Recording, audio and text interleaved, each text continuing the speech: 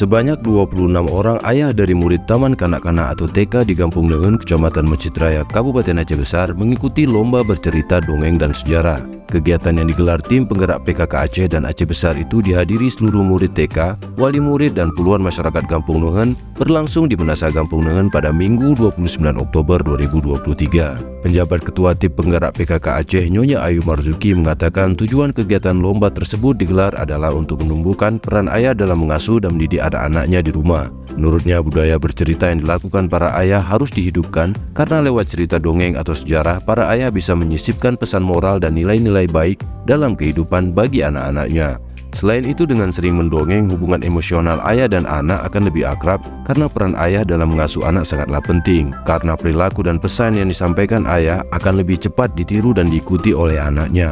Sementara itu, PJ Ketua Tim Penggerak PKK Aceh Besar Cut Reski Handayani SIPMM berharap kegiatan itu bisa mendorong masyarakat untuk mencintai budaya lokal yang sekarang sudah mulai terkikis seiring dengan perkembangan teknologi, di mana generasi usia dini banyak yang terjerat dan lalai dengan penggunaan gadget, dan ini tentu menjadi tugas berat semua pihak bagaimana menjaga generasi kita agar tidak menjadi korban perkembangan teknologi. Dalam kesempatan tersebut, salah satu ayah dari murid TK Muhammad Iqbal bercerita tentang kisah Nabi Nuh.